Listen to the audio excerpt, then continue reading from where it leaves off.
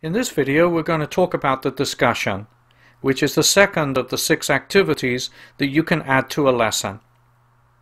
Right now you can see that we are signed in as a designer and no discussions have been added, so let's go ahead and add one by clicking on the add icon. First of all, I must provide a title, and then I'm going to add some instructions.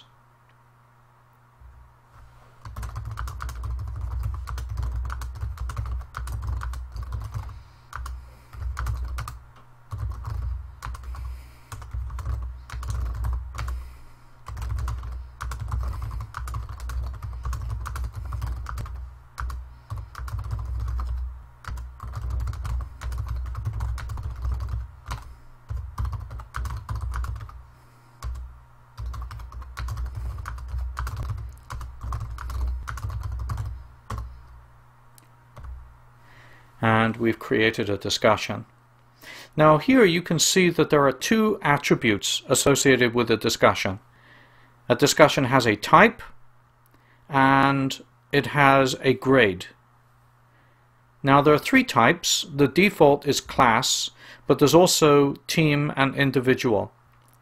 A class discussion means that there's one discussion in which everyone in the class can participate. Everyone's equal, everyone can start a thread, respond to an existing message, and so on. If the setting is team, this means that there is one discussion for each team in the course. And of course it's only relevant if teams are defined for the course.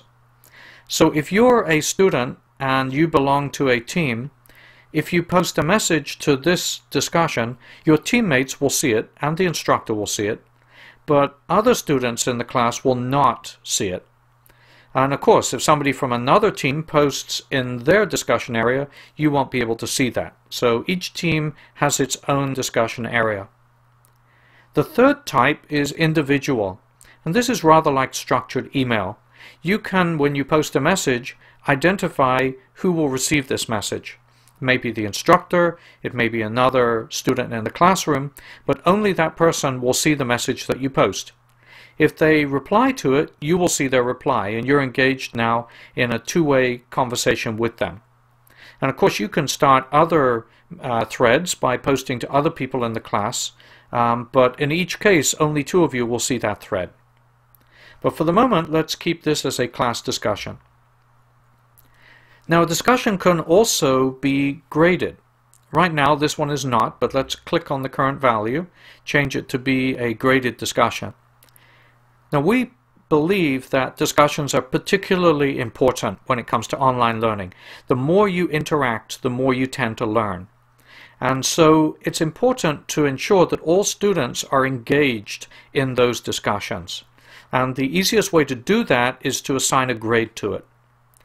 If a discussion is graded, it means that a student must post a minimum number of acceptable messages, and the default is 5. They must post 5 acceptable messages.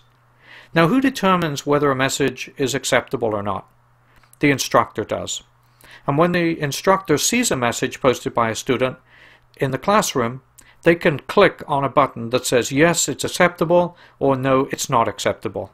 For example, if you just post a message saying I agree, that's not an acceptable message. The instructor will say it's not. It won't be counted towards your total.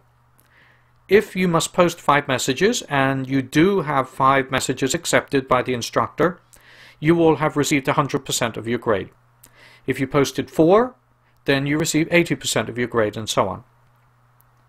Now, the other tendency is for some students to take over a discussion and to become overly active. And so in the classroom, the instructor has the option of applying a limit to the number of messages that a student can post. For example, they may say that no student can post more than 10 messages. And once a student hits 10, then they can no longer participate in that discussion.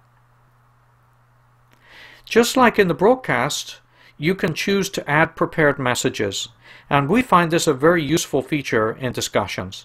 If you're going to teach the same course several times, once a semester, or even you're teaching, say, 5 copies of this course in parallel, you want to make sure that there's certain commonality as you teach it.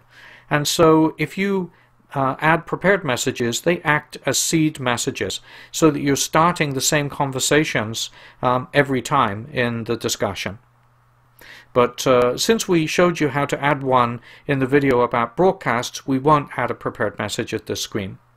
Instead, we'll just click on the breadcrumbs and take you back to the first screen.